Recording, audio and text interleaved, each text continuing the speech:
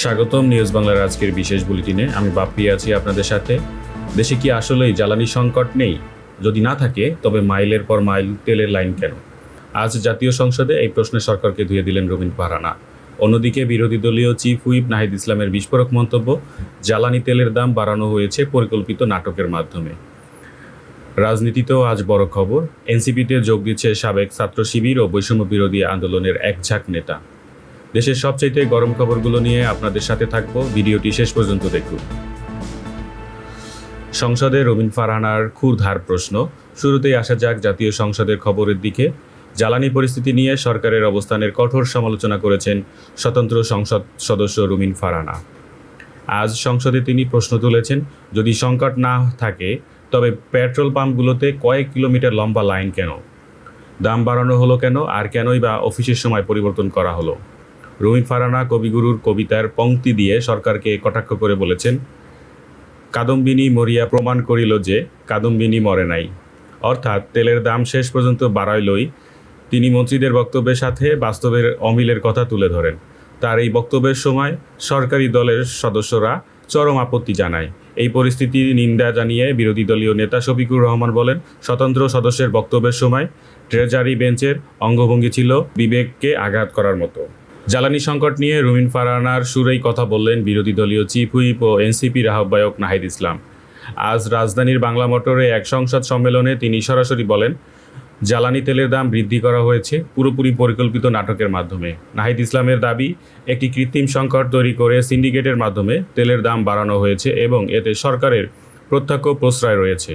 ওই একই সংসদ সম্মেলনে এনসিপিতে আজ যোগ দিয়েছেন বৈষম্য বিরোধী ছাত্র আন্দোলনের ৪৪ জন নেতাকর্মী এবং এবি পার্টি ও আপা বাংলাদেশের নেতারা। নাহিদ ইসলাম পরিষ্কার করে বলেছেন যে অতীতে কেউ ছাত্রলীগ বা অন্য কোনো দল করলেও তিনি এনসিপিতে যোগ দিতে পারবেন, তবে ফ্যাসিজম বা দুর্নীতির সাথে জড়িত কেউই এখানে ঠাঁই পাবে না। এনসিপিতে ফিরছেন সাবেক শিবির নেতারা। রাজনীতিতে আরও একটি বড় মোড়, ইসলামী ছাত্র শিবিরের একজাক সাবেক নেতা আজ এনসিপিতে ফিরছেন।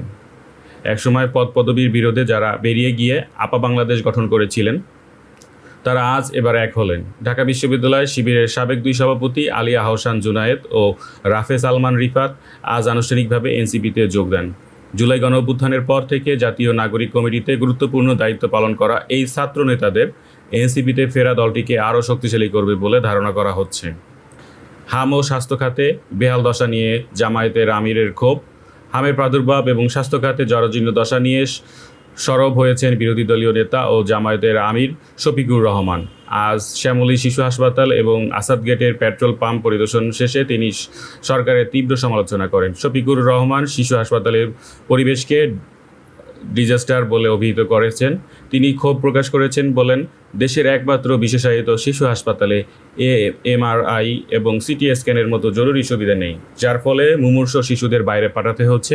বিশেষ করে হাসপাতালের বাজেট গত বছরের তুলনায় কমিয়ে দেওয়ার কঠোর নিন্দা জানান তিনি। তার মতে সরকার হাম ও জ্বালানির সংকট উভয় ক্ষেত্রেই জনগণের সাথে লুকোচুরি খেলছে।